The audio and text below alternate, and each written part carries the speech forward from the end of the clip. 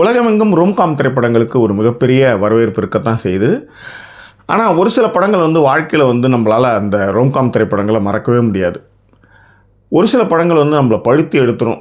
ஏன்டா இந்த படத்தை நம்ம பார்த்தோம், இதை ரோம்காம்னு பேர் வச்சு நம்ம தலையில் கட்டியிருக்கிறானுங்கன்ற மாதிரி ஒரு கோவமே சில படங்கள்லாம் ஏற்படுத்தியிருக்கு. சில படங்கள் வழக்கமாக என்ன சொல்கிறது, ஒரு கேட் அண்ட் மவுஸ் மாதிரி சண்டை போட்டுக்குவானுங்க, அதுக்கப்புறம் சேர்ந்துக்குவானுங்க, இதுக்கு ஒரு கதை மயிரா அப்படின்ற மாதிரி இருக்கும்னு வச்சுக்கோங்க. ஆனால் ஒரே கதையை தான் திரும்ப திரும்ப எடுத்தாலும், ஒரே காதல் தான் திரும்ப திரும்ப பண்ணாலும் அதில் சுவாரஸ்யம் இருக்கும்போது அந்த காதல் காலத்துக்கும் பேசப்படுது இல்லையா? அந்த மாதிரி தான் ரோம்காம் திரைப்படங்களும். ஸோ த லைஃப் லிஸ்ட் அப்படின்னு ஒரு படம் மார்ச் 28 நெட்ஃப்ளிக்ஸில் ரிலீஸ் பண்ணியிருக்காங்க. தமிழ் டப்பிங்கும் இருக்குது. அந்த படத்தினுடைய விரிவான பார்வை தான் இந்த எபிசோடில் பார்க்க போகிறோம். அதற்கு முன்பாக இந்த தளத்தை இதுவரை சப்ஸ்கிரைப் பண்ணாதவங்க சப்ஸ்கிரைப் பண்ணுங்கள், லைக், கமெண்ட், ஷேர் பண்ணுங்கள். ஸோ விரிவான பார்வைக்கு stay tuned with as.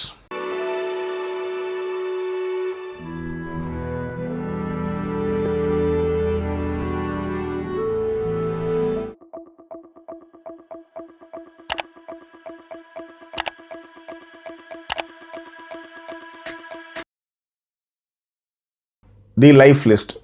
Sofia Carson அவங்க தான் படத்துடைய பிரதான நாயகியாக நடிச்சிருக்காங்க. ஸோ இந்த படத்தை ஆடம் ப்ரூக்ஸ் இந்த திரைப்படத்தை இயக்கியிருக்கிறார். த லைஃப் லிஸ்ட் இது ஒரு நாவலாக வந்த கதை. இதை திரைக்கதையாக்கம் பண்ணி படமாக எடுத்துருக்கிறாங்க. ரைட். த லைஃப் லிஸ்ட் இந்த திரைப்படத்தினுடைய கதை என்ன அப்படின்னு பார்த்தீங்கன்னா, சோஃபியா கார்சன் அவங்க தான் அலெக்ஸ் கேரக்டர் பண்ணியிருக்காங்க. அவங்க தான் ஹீரோயின். ஆக்சுவலி அவங்களுடைய அம்மாவை கோனி பிரிட்டன் அவங்க தான் எலிசபெத் கதாபாத்திரத்தை பண்ணியிருக்காங்க. ஸோ அவங்களுக்கு 2 பசங்க, ஒரு பொண்ணு. அவங்க உடம்பு சரியில்லாமல் போய் இறந்து போகிறாங்க. எப்படி நம்ம பிரிட்ஜஸ் ஆஃப் மேடிசன் கவுண்டி படமோ அந்த மாதிரி தான் அம்மா இறந்து போனதுக்கப்புறம் அந்த உயில் யாருக்கு என்னெல்லாம் கொடுத்துருக்காங்க, சொத்துலாம் வச்சுருக்கேன். ஏன்னா அவங்க ஒரு மேக்கப், அதாவது அழகு சாதன பொருட்கள்லாம் செய்யக்கூடிய ஒரு பிஸ்னஸ் உமன் அவங்க.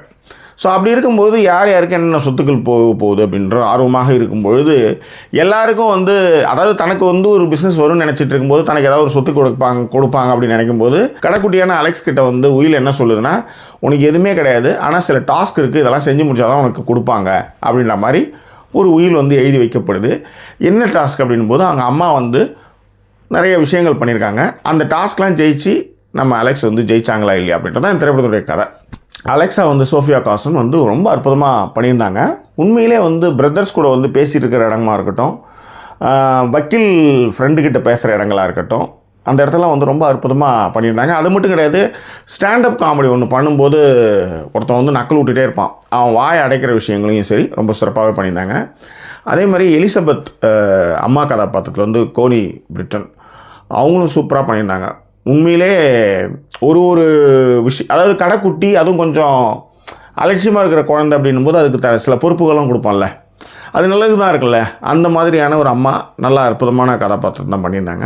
அதே மாதிரி பிராட் அப்படின்ற ஒரு வக்கீல் அசிஸ்டண்ட்டாக பிராடுன்னு நாயகன் கைலி ஹேலன் அவரும் ரொம்ப சிறப்பாகவே அவருடைய பாட்டை பண்ணியிருந்தார். ஸோ கதாபாத்திரங்கள் எல்லாமே ரொம்ப அற்புதமாக பண்ணியிருந்தாங்க. ஸோ டெக்னிக்கலாக பார்த்தீங்கன்னா படத்துடைய மியூசிக் வில் பேட்ஸ். உண்மையிலே ஒரு ரோம்காம்க்கு பேசிக்கான விஷயம் பேக்ரவுண்ட் ஸ்கோரு. ஒரு காட்சி நம்ம எடுத்துடலாம், நடிச்சிடலாம், ஆனால் அது உயிரோட்டமாக பின்னாடி ஒரு விஷயம் ஒன்று இருக்கும்ல, அது ரொம்ப அழகாக பண்ணியிருந்தார். பேக்ரவுண்ட் ஸ்கோர்லாம் அவ்வளோ சூப்பராக இருந்தது. அந்த ஃபீலிங் அப்படியே கடத்துகிற மாதிரியான ஒரு ஃபீலை அது கொடுத்துச்சு. எடிட்டர் பீட்டர் அவருடைய பாட்டை சிறப்பாக பண்ணியிருந்தார். Cinematography Florian Ballhaus. உண்மையிலே சினிமோகிராஃபி இந்த படத்துக்கு பெரிய பலமாகவே நான் பார்க்குறேன். காரணம் என்னென்னா, ஒரு லோ பட்ஜெட்டான ஒரு ட்ராமா ஃபிலிம். இந்த ட்ராமா ஃபிலிமில் நீ எந்த அளவுக்கு நம்மளுக்கு இந்த ஃபீலை கடத்தணும் அப்படின்ற விஷயம் இருக்குல்ல, அதுக்கான லைட்டிங்லாம் ரொம்ப நல்லாவே இருந்தது. மிக முக்கியமாக நாயகியினுடைய வீட்டினுடைய இன்டீரியர் ஷாட்ஸ்க்கான லைட்டிங்ஸ் எல்லாமே ரொம்ப நல்லாவே இருந்தது. அடுத்ததாக இந்த படத்துக்கான ஸ்க்ரீன் பிளே, நான் ஏற்கனவே சொன்ன மாதிரி லோரி நெல்சன் அவங்களுடைய எழுத்தில் வந்த நாவல் தான் த லைஃப் லிஸ்ட். இந்த நாவலுக்கான திரைக்கதையை தான் ஆடம் ப்ரூக்ஸ் எழுதியிருக்கிறாரு.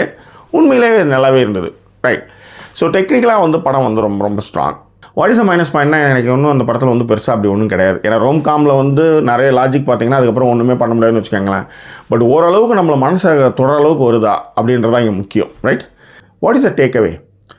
இந்த லைஃப் லிஸ்ட்டில் அவங்க செத்துப்போன அம்மா 4 ரூல் ஒரு பொண்ணுக்கு கொடுக்குறா. தன்னுடைய கடைக்குட்டி பொண்ணுக்கு 4 ரூல் அம்மா காரி கொடுக்குறா. அந்த 4 ரூல் தான் இந்த படத்தை சுவாரஸ்யப்படுத்துன்னே சொல்லுவேன். அதுதான் நான் டேக் அவேவும் சொல்கிறேன். ஒரு பொண்ணு வந்து உண்மையான காதலை தேடணும். ரூல் நம்பர் 1, அவங்ககிட்ட எல்லா விஷயத்தையுமே பேசணும், ஃபில்டர் இல்லாமல். அப்படியானவன் அவன் அப்படின்னு நீங்கள் முதல்ல முடிவு பண்ணணும். இப்போ நீங்கள் ஒரு லவ்வில் விட போகிறீங்க, அந்த பையனை வந்து நீங்கள் செலக்ட் பண்ணுறீங்க, நம்ம லைஃப் பார்ட்னராக வரான்னு நினைக்கிறீங்கன்னு வச்சுக்கோங்களேன். இப்போ அந்த அம்மா வந்து 4 ரூல் சொல்லுது. அவங்ககிட்ட ஃபில்டரே இல்லாமல் எல்லா விஷயத்தையும் பேசக்கூடியவனாக அவன் இருக்கணும். 1.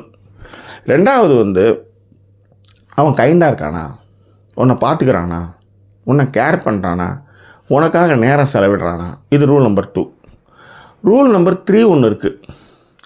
அந்த ரூல் நம்பர் 3 என்னென்னா, உன்னுடைய க்ரோத்துக்கு, உன்னுடைய வளர்ச்சிக்கு அவன் ஹெல்ப் பண்ணுறவனா இருக்கிறானா, ஈகோ இல்லாமல். இது ரூல் நம்பர் 3. ரூல் நம்பர் 4, உன் குழந்தைங்களுக்கு அவனை அப்பாவை நினச்சி பார்க்க முடியுது அவனால். அதை தான் வந்து அந்த ரூல் நம்பர் 4ல் வைக்கிறாங்க. இப்போ இவ்வளோ விஷயங்கள் இருந்தாலே படுத்து புள்ள பெற்றுக்கலாமேன்னா இல்லை, ஒரு கம்ப்ளீட் ப்ராசஸ் இது. இந்த 4 கொஸ்டின் வந்து நீங்கள் வந்து ஜஸ்ட் லைக் தட்டாக கடந்து போக முடியாது. அதுதான் இந்த படம் வந்து ரொம்ப நல்லா இருக்குன்னு நான் சொல்ல வரேன். உண்மையிலே நீங்கள் அந்த படம் பார்க்கும்போது இதில் வந்து நீங்கள் லவ்ன்றதெல்லாம் வந்து நீங்கள் லவ்னே எடுத்துக்க முடியாது. உதாரணத்துக்கு அவள் வந்து ஃபின்னு ஒரு பையன் கூட தான் வந்து ரிலேஷன்ஷிப்பில் இருப்பாள். அவங்க அம்மாவுக்கும் தெரியும். ஆனால் அவங்க அம்மா வந்து திரும்ப திரும்ப சொல்லுவா, இது வந்து எனக்கு இன்னும் சரியாக படலை, நீ கொஞ்சம் யோசின்னுட்டு தான் இந்த டாஸ்க்லாம் கொடுக்குறான்னு வச்சுக்கோங்க. பட் அந்த லவ் நம்ம எப்பயுமே வந்து நம்ம வந்து ஒரு செலக்ட் பண்ணிட்டோன்னா அது சரியில்லைன்னு சொல்கிறதுக்கு நமக்கு ரொம்ப அசிங்கமாக இருக்கும். நிறைய சப்பக்கட்டு கட்டி அதை வச்சுக்கும். இந்த படத்தில் வந்து பார்த்திங்கன்னா ஃபஸ்ட் எடுத்துமே ஃபின்னு ரொம்ப நல்லவன், அவன் பார்த்துக்குவான், அவங்ககிட்ட எல்லாம் பேசலாம்னு தான் சொல்லும் அந்த பொண்ணு.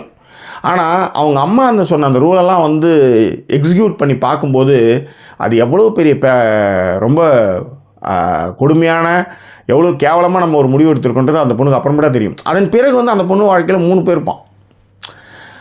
இங்கே ஆட்கள் பிரச்சனையே இல்லை, ஆனால் யாரை தேர்ந்தெடுக்கிறீங்கன்றது தான் ரொம்ப ரொம்ப முக்கியமான விஷயம். பெருமைக்கு எருமை மேய்ச்சிட்டு இதுதான் சிறந்ததுன்னு சொல்ல முடியாது இல்லையா? அதுதான் அவங்க அம்மா வந்து ஹிண்ட்டு கொடுத்துருப்பாங்க. அது கடைசியில் வாழ்க்கையில் அது கரெக்டாக பொருத்தி பார்க்கும்போது ரொம்ப நல்லாவே இருக்கும்.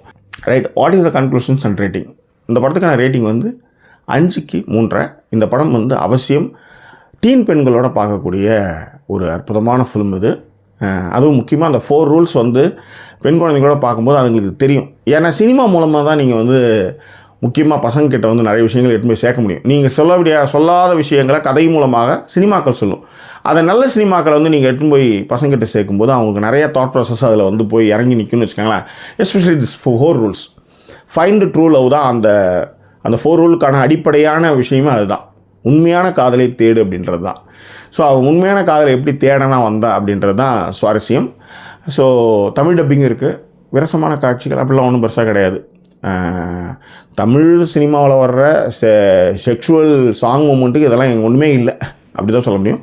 எனிவே வேற என்ன, இது குறித்தான உங்கள் கருத்துக்களை பின்னங்களை தெரியப்படுத்துங்க. இன்னும் வேறொரு எபிசோடில் உங்களை நான் சந்திக்கிறேன். அதுவரை நன்றி கூறிட வருது உங்கள் ஜாக்கி சேகர். நன்றி, வணக்கம்.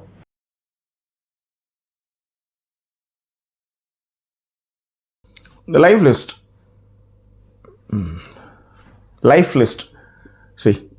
The life list. இந்த படம் வந்து இந்த புக் இது வந்து நாவலாக வந்த படம் இது ஆக்சுவலி. The life list.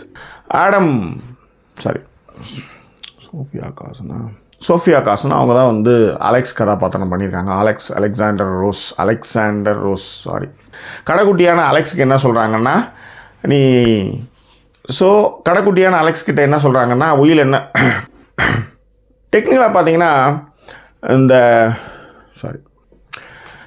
பார்த்தீங்கன்னா இல்லையே பெருசாக அது இன்னும் வழக்கமாக சொல்கிற மாதிரியே இருக்குது. அது வேணாண்டா தம்பி. முக்கியமாக வந்து சோஃபியா வீடும் சரி. அடுத்தது வந்து பார்த்திங்கன்னா இந்த படத்திற்கான ஸ்க்ரீன் ப்ளே வந்து இந்த லோரி நெல்சன் வந்து இந்த நிறைய போதிக்கிற விஷயங்களாக இருக்குது. ஒரு டீன் பொண்ணுக்கு இந்த படத்தில் வந்து பார்த்திங்கன்னா ஒரு 4 ரூல் இருக்கும். ரொம்ப நல்ல ஒரு அற்புதமான நல்லாவே இருக்கும். அதோடு நிறுத்திக்கலாம்.